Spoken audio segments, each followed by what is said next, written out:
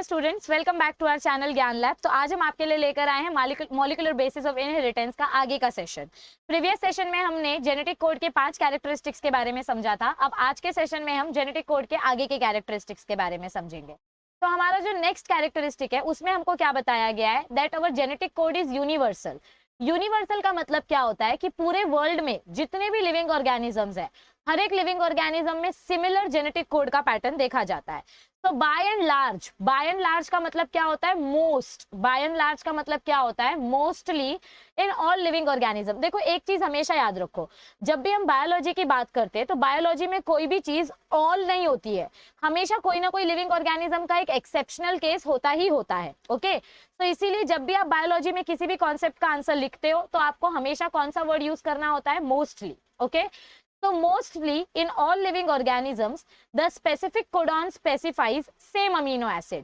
मतलब AUG से आपको एक अमीनो एसिड मिलेगा, GUG से आपको दूसरा अमीनो एसिड मिलेगा।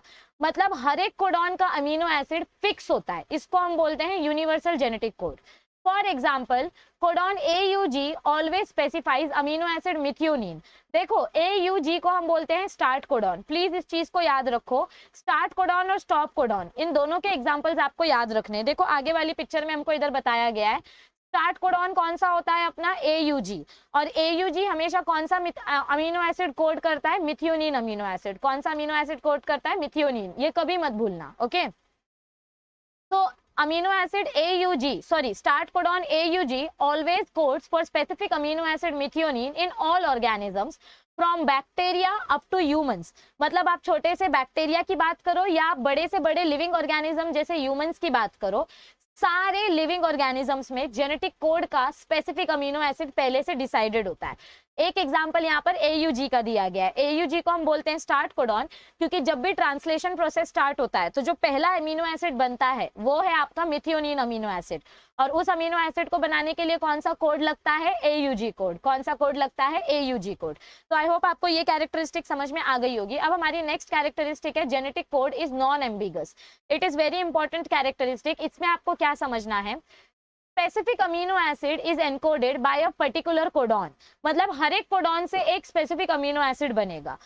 Alternately two different amino acids will never be encoded by the same codon. ये मैंने आपको पिछले सेशन में ही बताया था कि समझो अगर AUG से आपका X अमीनो एसिड बना है तो इस कोडॉन से आपका Y अमीनो एसिड कभी नहीं बनेगा। एक कोडॉन से एक ही अमीनो एसिड बनेगा, इस कोडॉन से कभी दूसरा अमीनो एसिड नहीं बनेगा, एक कोडॉन से एक अमीनो एसिड बनेगा। ओके, फॉर एग्जांपल यहाँ पर क्या दिया गया है, AUG से हमेशा मिथियोनिन बनता है, AUC से आइसोल्यूसिन, UCG से सेरीन, UAA से स्टॉप कोडॉन है, इससे कोई अमीनो एसिड नहीं बनता है, इसीलिए तो इसको स्टॉप कोडॉन बोलते हैं। तो एक चीज हमेशा याद रखो, नॉन एम्बिगस नेचर मतलब क्या होता है, एक जेनेटिक कोड से एक ही अमीनो एसिड बनेगा, इस जेनेटिक कोड से कभी दूसरा अमीनो एसिड नहीं बनेगा। ओके, तो इस नेचर को हम बोलते हैं non ambiguous nature of genetic code. अब इसके बाद हमको नेक्स्ट कैरेक्टरिस्टिक क्या बताई गई है, initiation codon and termination codon क्या होते हैं। इनिशिएशन कोडॉन यानी कि स्टार्ट कोडॉन, इनिशिएशन कोडॉन मतलब क्या होता है, स्टार्ट कोडॉन, और टर्मिनेशन कोडॉन मतलब क्या होता है, स्टॉप कोडॉन। जब ट्रांसलेशन प्रोसेस स्टार्ट होता है, ट्रांसलेशन प्रोसेस मतलब क्या होता है, ट्रांसलेशन मतलब क्या होता है, प्रोटीन बनाना। ट्रांसलेशन मतलब क्या होता है, अलग अलग अमीनो एसिड्स को एक साथ लाकर एक लंबा प्रोटीन का चेन बनाना। तो जो सबसे पहला अमीनो एसिड आएगा उसको हम बोलते हैं स्टार्ट कोडॉन की मदद से आया है। किसकी मदद से आया है, वो स्टार्ट कोडॉन की मदद से आया है। और अगर आपको आपका प्रोटीन सिर्फ 4 अमीनो एसिड से बनाना है तो अब इसके आगे कोई अमीनो एसिड नहीं आना चाहिए, तो यहाँ पर स्टॉप कोडॉन आ जाता है। यहाँ पर कौन सा कोडॉन आ जाता है, स्टॉप कोडॉन आ जाता है, तो इसको हम बोलते हैं टर्मिनेशन कोडॉन। तो देखो हमको यहाँ पर यही एग्जांपल बताया गया है, क्या बोला गया है, देखो initiation codon and termination codon मतलब क्या होता है। AUG is always an initiation codon, ये प्लीज मत भूलना। यूनिवर्सली मतलब ऑल ओवर द वर्ल्ड जितने भी ऑर्गेनिजम्स है सब में ये कॉमन है। AUG is always the start codon. It is always an initiation codon in every and any mRNA. AUG codes for which amino acid, ये आपको याद करना है। बच्चे मुझसे पूछ रहे थे कि मैम हमको सारे कोडॉन्स का अमीनो एसिड याद करना पड़ेगा क्या? नहीं, आपको स्टार्ट कोडॉन याद करना है और आपको स्टॉप कोडॉन याद करना है। स्टार्ट कोडॉन से कौन सा अमीनो एसिड बनता है वो याद करना है, बस इतना ही याद करना है। तो AUG से कौन सा अमीनो एसिड बनता है? Methionine amino acid. कौन सा अमीनो एसिड बनता है? मिथियोनिन।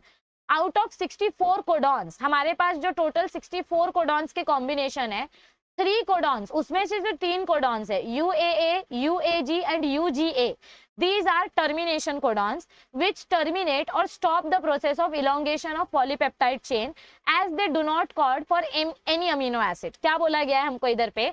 हमारे पास टोटल 64 कोडॉन्स है, उसमें से एक कोडॉन स्टार्ट कोडॉन है और 3 कोडॉन स्टॉप कोडॉन है। तो जो 3 स्टॉप कोडॉन्स है ये आपको लर्न करने हैं। कौन से 3 कोडॉन स्टॉप कोडॉन्स है? अच्छे से देखो बच्चा, ये UAA, UAG एंड UGA, ये 3 कोडॉन्स आपके स्टॉप कोडॉन्स है। इसको 10-10 बार लिख के प्रैक्टिस करो, ये आपको रटना है। स्टॉप कोडॉन्स के एग्जाम्पल आपको बोर्ड एग्जाम में पूछे जाते हैं। Give example of stop codons, तो आप कौन से कोडॉन्स का एक नाम लिखोगे? UAA, UAG, UGA। ये कोडॉन कोई भी अमीनो एसिड के लिए कोड नहीं करते हैं, मतलब ये किसी भी अमीनो एसिड का पासवर्ड नहीं है। देखो, UGA से कोई अमीनो एसिड नहीं बना, UAA से कोई भी अमीनो एसिड नहीं बना, तो ये आपके स्टॉप कोडॉन्स है। ओके, और स्टार्ट कोडॉन हमेशा हमारा क्या होता है? AUG। Start codons position ensures that this frame is chosen. मतलब क्या बोला गया है? हमारा ट्रांसलेशन प्रोसेस कहाँ से स्टार्ट हो रहा है, ये कैसे पता चलेगा? जहां पे आपका AUG का कोडॉन होगा, मतलब जहां पर भी मिथियोनिन अमीनो एसिड बनेगी, आपको समझ जाना है कि यहाँ से आपका नया प्रोटीन सिंथेसिस स्टार्ट हो रहा है, क्योंकि मिथियोनिन हर एक प्रोटीन का पहला अमीनो एसिड होता है। ये यूनिवर्सल लॉ है, इसको याद कर लो। जैसे सूरज हमेशा ईस्ट में राइज होता है और वेस्ट में सेट होता है, ठीक उसी तरीके से हर एक प्रोटीन का पहला अमीनो एसिड क्या होता है? हमेशा मिथियोनिन। देखो, प्रोटीन बनती है अमीनो एसिड की चेन से, तो जो पहला अमीनो एसिड है वो हमेशा कौन सा होगा? मिथियोनिन। और मिथियोनिन कौन से अमीनो एसिड से बनता है? AUG से। सॉरी, मिथियोनिन कौन से कोडॉन से बनता है? AUG से। तो आपको स्टार्ट कोडॉन और स्टॉप कोडॉन के नाम याद रखने हैं। अब नेक्स्ट कैरेक्टरिस्टिक कौन सी है हमारी? Universal nature. ये हम पहले भी देख चुके हैं। Usually in all organisms the specific codon specifies same amino acid. मतलब हमको इधर पे क्या बोला गया है कि एक कोडॉन से एक ही अमीनो एसिड बनता है। So it is universal nature of the codons. और नेक्स्ट कैरेक्टरिस्टिक हमारी क्या है? Codon and anti codon. ये आप आगे पढ़ोगे, हमने इसका बेसिक थ्योरी पहले भी देखा है, पर इसको अब आगे भी आप पढ़ोगे। यहाँ पर आपका tRNA का रोल आता है। कोडॉन मतलब क्या होता है? mRNA के ऊपर ये जो नाइट्रोजनस बेसेस है, इनको हम बोलते हैं कोडॉन। ये देखो, mRNA के ऊपर जो नाइट्रोजन बेस होता है उसको बोलते हैं कोडॉन, और इस कोडॉन के साथ आपका tRNA आके पेयर करेगा। इस कोडॉन के साथ कौन आके पेयरिंग करेगा? tRNA पेयरिंग करेगा। तो उस कोडॉन को हम बोलते हैं एंटी कोडॉन। क्या बोलते हैं उस कोडॉन को? हम एंटी कोडॉन। तो codon is a part of DNA, मतलब mRNA। For example AUG is codon. इधर पे DNA की जगह आप mRNA लिखोगे तो भी चलेगा। इधर DNA क्यों बोला है? क्योंकि mRNA DNA से बनता है, तो कंफ्यूज मत होना। Codon is a part of DNA। क्यों ऐसा बोला है? क्योंकि DNA से ही mRNA बना है। Okay, so codon is a part of DNA और you can write mRNA। For example AUG is the start codon. It is always represented as 5' to 3'। Codon को हम कौन से डायरेक्शन में रीड करते हैं? 5' to 3' के डायरेक्शन में रीड करते हैं। And anti codon, anti codon मतलब कोडॉन का opposite. Anti codon is a part of tRNA। It is always represented as 3' to 5'। तो एंटी कोडॉन हमेशा कोडॉन का अपोजिट डायरेक्शन में पढ़ा जाता है। कोडॉन का डायरेक्शन 5' to 3' है, तो एंटी कोडॉन का डायरेक्शन 3' to 5' होगा। कोडॉन में AUG प्रेजेंट है, तो एंटी कोडॉन में इसके कॉम्प्लीमेंट्री बेसिस प्रेजेंट होंगे। एक इसके साथ पेयर होगा U के साथ, U किसके साथ पेयर होगा? A के साथ, और G किसके साथ पेयर होगा? C के साथ। तो देखो, AUG का एंटी कोडॉन क्या है? UAC। आपको ये ऑटोमेटिकली पता चल जाता है क्योंकि आपको कॉम्प्लीमेंट्री पेयरिंग पता है। Adenine will always pair with thymine and guanine will always pair with cytosine. अगर थाइमीन नहीं है तो एडेनाइन यूरैसिल के साथ पेयर करेगा। समझ में आ रही है आपको ये बात? तो कोडॉन और एंटी कोडॉन मतलब क्या होते हैं? mRNA के ऊपर के जो नाइट्रोजनस बेसेस है उनको हम बोलते हैं कोडॉन, और tRNA के पास जो कोडॉन्स होते हैं उनको हम बोलते हैं एंटी कोडॉन। दोनों का पेयरिंग होता है तभी सक्सेसफुल प्रोटीन की चेन आपको मिलती है। तो ये थे आपके जेनेटिक कोड के 10 अलग अलग कैरेक्टरिस्टिक्स। 5 कैरेक्टरिस्टिक्स हमने प्रीवियस सेशन में समझी थी, बाकी की 5 कैरेक्टरिस्टिक्स हमने आज के सेशन में समझी है। अब आज के सेशन में हम एक नया टॉपिक पढ़ने वाले हैं, that is mutations and genetic code. Mutation मतलब क्या होता है और इसका जेनेटिक कोड से क्या रिलेशन है। म्यूटेशन का मतलब क्या होता है? It is a phenomenon in which sudden change in the DNA sequence takes place. अगर आपके डीएनए के सीक्वेंस में अचानक से आपको चेंजेस देखने को मिल रहे हैं, मतलब समझो ये आपका एमआरएनए का सीक्वेंस है, इसमें से अचानक से ये 2 नाइट्रोजन बेस रिमूव हो गए, अचानक से 2 नाइट्रोजन बेस डिलीट हो गए, या 2 नाइट्रोजन बेस एक्स्ट्रा ऐड हो गए, तो इसको हम बोलते हैं म्यूटेशन। क्या बोलते हैं इसको हम? म्यूटेशन। म्यूटेशन मतलब क्या होता है? Sudden change in the position of the nitrogen bases. Okay, it results in the change of the genotype. तो अगर आपके नाइट्रोजनस बेसिस में चेंजेस हो जाएंगे, देखो इधर पे एक एग्जांपल हमको क्या बताया गया है, ध्यान से देखो। यहाँ से अगर आपका ये टी रिमूव हो जाए, मतलब अगर हम इसको डिलीट कर दे, तो क्या देखने को मिलेगा हमको? आपका ये वाला जो नाइट्रोजन बेस है वो आगे खसक जाएगा, मतलब पीछे के नाइट्रोजन बेस आगे आगे खसक जाएंगे। जैसे जब आप ट्रेन में बैठते हो, तो समझो 4 लोग बैठे हैं एक सीट पे, समझो ये एक सीट है, यहाँ पे 4 लोग बैठे हैं। अगर इस पैसेंजर का स्टेशन आ गया तो ये पैसेंजर बाहर चला जाएगा, और जो पैसेंजर खड़ा था अब वो पैसेंजर इधर बैठ जाएगा, ये पैसेंजर यहाँ खसक जाएगा, ये पैसेंजर इसकी जगह पे, ये पैसेंजर इसकी जगह पे, ये जगह एम्प्टी हो जाएगी, तो अब यहाँ पर ये वाला पैसेंजर आके बैठ जाएगा। समझ में आ रही है आपको बात? तो इसको हम बोलते हैं फ्रेम शिफ्ट म्यूटेशन। इसको हम क्या बोलते हैं? Frame shift mutation. Frame shift mutation मतलब क्या होता है? जब आपका जेनेटिक कोड या तो डिलीशन होने के वजह से या तो एडिशन होने के वजह से अपनी जगह चेंज कर लेता है। मतलब हमारे डीएनए की जब फ्रेम में चेंजेस हो जाते हैं, मतलब नया डीएनए आया तो भी आपको जगह चेंज हो जाएगी, और अगर आपके डीएनए में से एक जेनेटिक कोड चला गया तो भी उसमें चेंजेस देखने को मिलेंगे। तो ऐसे टाइप के म्यूटेशन को हम बोलते हैं फ्रेम शिफ्ट म्यूटेशन। तो it results in the change of genotype. तो इसके वजह से आपको क्या देखने को मिल रहा है कि आपके डीएनए का जो जेनेटिक सीक्वेंस है उसके अंदर चेंजेस हो गए। क्या देखने को मिला हमको इधर पे? कि हमारे डीएनए का जो जेनेटिक सीक्वेंस है उसमें चेंजेस हो गए, तो जीनोटाइप बदल गया अलॉन्ग विथ रिकॉम्बिनेशन। और आपको ये चीज बहुत अच्छे से पता है कि अगर आपके डीएनए का जीनोटाइप बदल जाएगा तो आपका फिनोटाइप भी बदल जाएगा, मतलब आपके फिजिकल कैरेक्टर्स में भी आपको चेंजेस देखने को मिलेंगे। Along with recombination, mutation is raw material for evolution as it also results in variation. देखो, जैसे जैसे जेनेटिक वेरिएशन होता है, जैसे जैसे म्यूटेशन होते हैं हमारे अंदर, रिकॉम्बिनेशन होता है, मदर और फादर का डीएनए मिक्स करके बच्चे में आता है, तो बच्चा कैसे थोड़ा सा कैरेक्टर्स उसमें मदर के देखने को मिलते हैं, थोड़े से कैरेक्टर्स उसमें फादर के देखने को मिलते हैं, तो इसको हम बोलते हैं रिकॉम्बिनेशन। ठीक इसी तरीके से म्यूटेशन के वजह से भी आपको नया कैरेक्टर देखने को मिलता है ऑर्गेनिज्म में, और mutation is also responsible for evolution and variation. तो जेनेटिक कैरेक्टर्स में चेंजेस अगर देखने को मिल रहे हैं तो उसको हम बोलते हैं वेरिएशन या इवोल्यूशन। Okay, alright. देखो आगे क्या बोला गया है, म्यूटेशन में क्या होता है? During mutation possibility of loss और gain of a segment of DNA results in alteration. Alteration मतलब क्या होता है? Changes in the chromosome. आपका एक डीएनए, समझो ये आपका डीएनए का सीक्वेंस है, इसमें से अगर कोई डीएनए लॉस हो गया या कोई डीएनए ऐड हो गया, मतलब गेन हो गया, तो इसके वजह से क्या होगा? चाहे ओरिजिनल डीएनए में से कोई सीक्वेंस बाहर चला जाए या बाहर का कोई सीक्वेंस नया अंदर आ जाए, तो दोनों ही सिचुएशन में आपके डीएनए का स्ट्रक्चर चेंज होने वाला है। तो इसको हम बोलते हैं पॉइंट म्यूटेशन। इसको हम क्या बोलते हैं? पॉइंट म्यूटेशन, मतलब इसको म्यूटेशन बोलते हैं। Mutation can also occur due to a change in a single base pair of DNA. अगर सिंगल बेस पेयर बाहर जा रहा है, मतलब अगर एक नाइट्रोजन बेस बाहर जा रहा है, तो इसको बोलेंगे पॉइंट म्यूटेशन। देखो ध्यान से सुनो, कंफ्यूजन नहीं होना चाहिए, वीडियो को स्लो करके देखो, अच्छे से सुनो। म्यूटेशन मतलब क्या? म्यूटेशन मतलब आपके डीएनए स्ट्रक्चर में होने वाले चेंजेस। अगर डीएनए में से नाइट्रोजन बेसेस बाहर जा रहे हैं या बाहर के नाइट्रोजन बेसेस अंदर आ रहे हैं, तो इसको म्यूटेशन बोलते हैं। ठीक है, एक साथ बहुत सारे नाइट्रोजनस बेसेस डिलीट हो सकते हैं या बहुत सारे नाइट्रोजनस बेसेस ऐड हो सकते हैं। कुछ फिक्स्ड नहीं होता है कि कितने नाइट्रोजन बेस डिलीट होंगे, कितने नाइट्रोजन बेस ऐड होंगे, कितने भी हो सकते हैं। अगर सिंगल नाइट्रोजन बेस डिलीट हो रहा है या ऐड हो रहा है, तो वैसे टाइप के म्यूटेशन को हम बोलेंगे पॉइंट म्यूटेशन। क्या बोलेंगे? वैसे टाइप के म्यूटेशन को हम पॉइंट। पॉइंट मतलब क्या होता है? एक स्पेसिफिक पॉइंट पे ही आपका नाइट्रोजन बेस रिमूव हुआ है या ऐड हुआ है। ठीक है, एग्जाम्पल के लिए सिकल सेल एनीमिया, आप इस चैप्टर के स्टार्टिंग का पार्ट देख सकते हैं, हमने डिस्कस किया होगा। आगे देखो, आगे क्या बताया गया है? डिलीशन और इंसर्शन के बारे में हमको बोला गया। डिलीशन और इंसर्शन मतलब क्या होता है, आपके डीएनए सेगमेंट में से अगर कोई एक नाइट्रोजन बेस डिलीट हो गया या कोई नया नाइट्रोजन बेस ऐड हो गया, डिलीट होना मतलब रिमूव करना और इंसर्शन मतलब ऐड करना। तो डिलीशन और insertion of base pairs of DNA it causes frame shift mutation और deletion mutation. Frame shift mutation का मीनिंग मैंने अभी आपको बताया था।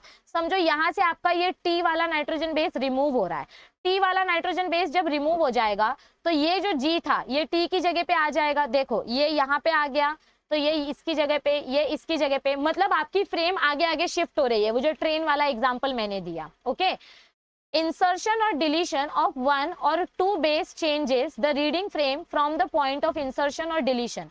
जहां से आपका नाइट्रोजन बेस डिलीट हुआ है या ऐड हुआ है वहीं से आपके नाइट्रोजन बेसेस का स्ट्रक्चर चेंज हो जाएगा। मतलब जहां पे ये चेंजेस होते हैं, समझो इतना लंबा डीएनए है, इस पॉइंट पे अगर अपना नाइट्रोजन बेस बाहर गया या अंदर आया तो इसी पॉइंट से आपके रीडिंग फ्रेम चेंज हो जाएगी। ओके, इंसर्शन और डिलीशन ऑफ 3 और multiple of 3 bases results in the insertion or deletion of amino acids and reading frame remains unaltered from that point onwards। मतलब क्या बोला गया है हमको इधर पे, अगर एक नाइट्रोजन बेस बाहर गया तो आपका पूरा का पूरा फ्रेम चेंज हो जाएगा, लेकिन अगर 3 नाइट्रोजन बेस एक साथ बाहर जा रहे हैं, मतलब समझो ये 3 नाइट्रोजन बेस एक साथ बाहर गए तो पूरा का पूरा एक्स अमीनो एसिड ही बाहर चला जाएगा। इससे बाकी के सीक्वेंस पे कुछ चेंजेस नहीं होंगे। मतलब देखो मैं क्या बोलने की कोशिश कर रही हूँ, समझो आप पिकनिक पे जा रहे हो और आपकी बस में ऐसे यहाँ पे 3 लोग बैठे हैं इस सीट में, ठीक है, 3 लोग खड़े हैं, इन 3 लोगों को यहाँ पे बैठना है।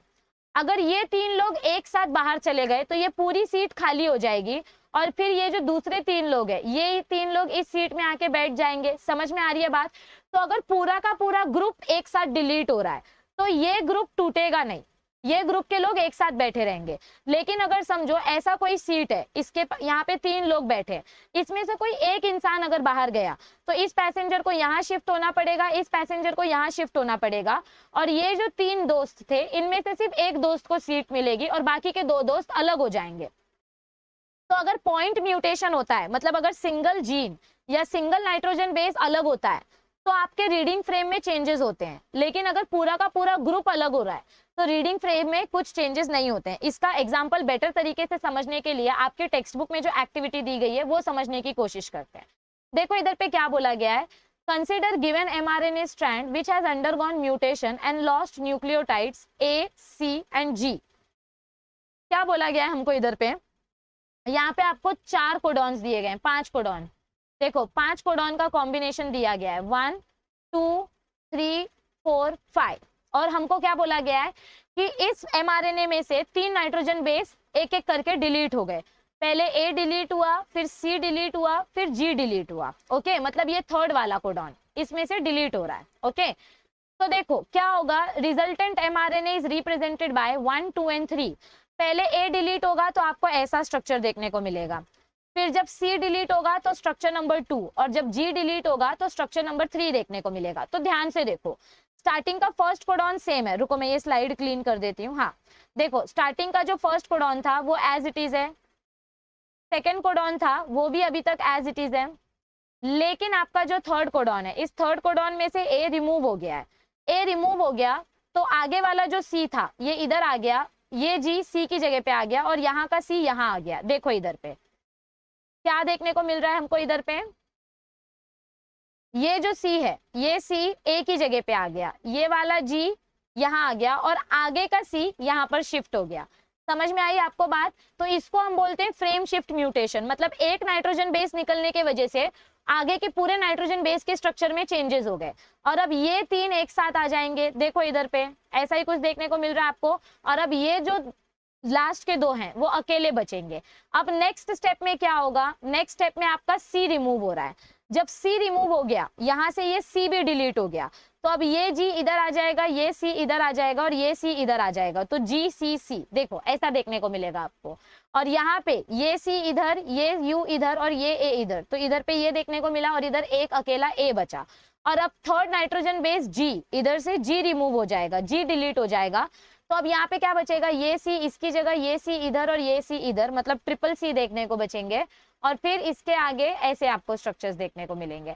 तो इसका मतलब एक एक करके जैसे जैसे नाइट्रोजन बेसेस रिमूव हो रहे हैं, आपको क्या देखने को मिल रहा है, आपका फ्रेम शिफ्ट होते जा रहा है। मतलब एक निकला तो यहाँ का फ्रेम यहाँ आ गया, फिर ये भी निकल गया तो यहाँ का यहाँ आ गया, तो मतलब एक एक करके फ्रेम शिफ्ट होते जा रहा है। ओके, जैसे जब आप डॉक्टर के क्लिनिक में जाते हो, एक पेशेंट अंदर जाता है तो दूसरा पेशेंट आगे खसकता है, फिर तीसरा पेशेंट आगे खसकता है और फिर चौथा पेशेंट बैठता है, फिर सेकंड पेशेंट अंदर जाता है तो फिर आगे आगे खसकते जाते हैं। तो इसको हम बोलते हैं फ्रेम शिफ्ट म्यूटेशन। तो resultant mRNA will be represented as 1, 2 and 3. With the help of the checkerboard of amino acids, explain the changes in the amino acid sequence that will occur due to such mutation. तो हमको क्या बोला गया है, पहले हमको ACG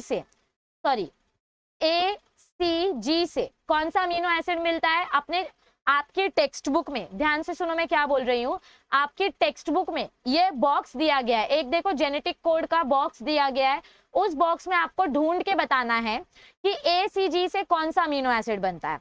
अब ACG में से A निकल गया तो CGC बचा, तो अब अपने जेनेटिक कोड के बॉक्स में से ढूंढ के बताओ कि CGC से कौन सा अमीनो एसिड बनेगा, और फिर CGC में से C निकल गया तो GCC में से कौन सा अमीनो एसिड बनेगा, और इसमें से G निकल गया तो CCC में से कौन सा अमीनो एसिड बनेगा। ध्यान से सुनो, ये आपका होमवर्क है, बहुत ही इंटरेस्टिंग होमवर्क है। आपके टेक्स्ट बुक में जेनेटिक कोड का एक डिक्शनरी दिया गया है, एक ऐसा बॉक्स दिया गया है जिसमें आपको सारे अमीनो एसिड्स बताए गए हैं। तो आपको 4 अमीनो एसिड ढूंढ के कमेंट सेक्शन में करके बताना है ACG से कौन सा अमीनो एसिड बन रहा है। ऐसे आपको सारे कोडॉन दिए गए हैं, ठीक है, आपको सारे कोडॉन्स दिए गए हैं और इसके आगे लिखा भी गया है, ऐसे शॉर्ट फॉर्म्स लिखे गए होंगे, ठीक है। तो आपको वो शॉर्ट फॉर्म कमेंट करके बताना है कमेंट सेक्शन में। ACG से कौन सा अमीनो एसिड बन रहा है, CGC से, देखो ACG से कौन सा अमीनो एसिड बनता है, CGC से कौन सा अमीनो एसिड बनता है, GCC से कौन सा अमीनो एसिड बनता है, और CCC से कौन सा अमीनो एसिड बनता है। ये 4 कोडॉन के अमीनो एसिड्स आपको कमेंट सेक्शन में बताने हैं। ये फन एक्टिविटी है, आपको ये एग्जाम में नहीं आएगा, आपको बस ये फन एक्टिविटी की तरह आपको उस डिक्शनरी कोड में से ढूंढ के बताना है। अगर आपको ये आंसर नहीं भी आया तो भी कोई बात नहीं है, मैं नेक्स्ट सेशन में इसका आंसर देने का ट्राई करूंगी, लेकिन किसी का भी आंसर अगर कमेंट सेक्शन में करेक्ट हुआ तो मैं ये नहीं बताऊंगी, आप कमेंट सेक्शन में खुद चेक कर सकते हैं, ठीक है। तो कमेंट सेक्शन में आपको ये चारों के चारों कोडॉन्स का अमीनो एसिड बताना है कि कौन सा अमीनो एसिड बनता है इस कोडॉन से। तो इस वीडियो को भी हम शॉर्ट रखेंगे। आई होप आपको ये एक्टिविटी सॉल्व करने में मजा आएगा। जैसे मैंने प्रॉमिस किया है, इस चैप्टर को हम आपके एग्जाम से पहले पक्का खत्म करने की कोशिश करेंगे, बस आपका सपोर्ट हमें चाहिए। प्लीज आप प्रीवियस के सेशंस देखकर अपना चैप्टर रिवाइज करते रहो। मार्च एंडिंग में हम आपके लिए प्रीलियम एग्जाम स्टार्ट करने वाले हैं, प्रीलियम एग्जाम का सीरीज स्टार्ट करने वाले हैं जिसमें आपका पूरा सिलेबस आएगा, ठीक है। और अभी तक अगर आपने हमारा टेलीग्राम ग्रुप ज्वाइन नहीं किया है तो टेलीग्राम ऐप डाउनलोड करो और उस पर सर्च करो ज्ञान लैब, क्योंकि जितने भी इंपॉर्टेंट इंस्ट्रक्शंस होते हैं हम ज्ञान लैब ग्रुप पे सब अपलोड करते जाते हैं। वीडियो अगर अच्छी लगे तो प्लीज लाइक बटन पे क्लिक कर देना, अपने फ्रेंड्स के साथ शेयर करना मत भूलना, और आपने अभी तक अगर चैनल को सब्सक्राइब नहीं किया है तो प्लीज सब्सक्राइब कर दो। हमने 11th स्टैंडर्ड के सिलेबस का भी स्टार्टिंग कर दिया है। अभी तक अपने जूनियर्स के साथ अगर आपने ये चैनल शेयर नहीं किया है तो प्लीज फटाफट अपने जूनियर्स के साथ इस चैनल को शेयर कीजिए, उनको भी थोड़ा फायदा हो जाएगा उनके करियर के लिए। और आप खुद पढ़ते रहिए, अच्छे से तैयारी करो बोर्ड एग्जाम्स की, इधर उधर ध्यान नहीं भटकाना है, सोशल नेटवर्किंग साइट पे ज्यादा टाइम पास नहीं करना है, बस पढ़ने में मेहनत लगानी है, क्योंकि हम इतनी मेहनत आपके लिए ही कर रहे हैं। जल्दी जल्दी यार 25,000 का सब्सक्राइबर्स टारगेट है हमारा, फटाफट सब्सक्राइबर्स बढ़ाने में हेल्प करो ताकि हम आपके लिए नए नए इंटरेस्टिंग वीडियोज ला सके। आपके लिए एंट्रेंस के बारे में भी हम कुछ प्लानिंग कर रहे हैं, कुछ सोच रहे हैं, लेकिन पहला टारगेट हमारा बोर्ड्स है। तो आप फटाफट इस चैनल को शेयर करो, 11th स्टैंडर्ड के स्टूडेंट्स के साथ स्पेशली ज्यादा शेयर करो क्योंकि उनका सिलेबस स्टार्ट हो चुका है। तो बने रहो ज्ञान लैब चैनल के साथ, ऐसे ही अपडेट मतलब न्यू वीडियोस हम आपके लिए लाते रहेंगे अलग अलग चैप्टर्स की, और आपकी हेल्प करते रहेंगे। चलिए मिलते हैं जल्दी, thank you, stay tuned, see you soon.